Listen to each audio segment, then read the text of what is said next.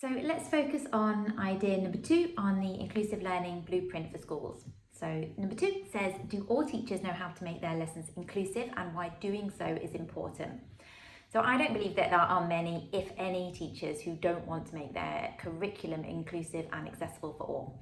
People who teach do so because they want to make a difference on the lives of all of the young people that they work with. So I think what's missing is that sometimes teachers feel that they don't have time to change their existing lesson plans or change the way that they do things or change the activity that's worked really well in the past, because there's already so much on their plate, and a lot of teachers are just about keeping their heads above water workload-wise as it is.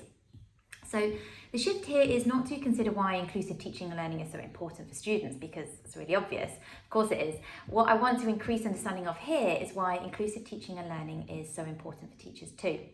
I've worked with a number of schools in which teachers feel worried when a new learner who speaks EAL and is new to English arrives mid-year within their class. And this is probably the most common conversation that I have with teachers and leaders actually, and so feel reassured if this resonates with you and your context. If there was a baseline curriculum, inclusive curriculum already in place with systems to support the academic language acquisition of all learners, including those who are new to English or who have higher level of SEND needs or lower reading ages, a lot of this worry would be alleviated because teachers would already feel confident that they have the framework in place to create consistent impact on every learner within their classroom. So in terms of the question, do all teachers know how to make their lessons inclusive? Tackling this, once again, is relatively straightforward. Things that you can do are to review your CPD offer for teachers for the upcoming academic year. So reflect on whether you are regularly providing opportunities for all teachers to explore and apply the strategies that they can embed into their curriculum to make it more inclusive.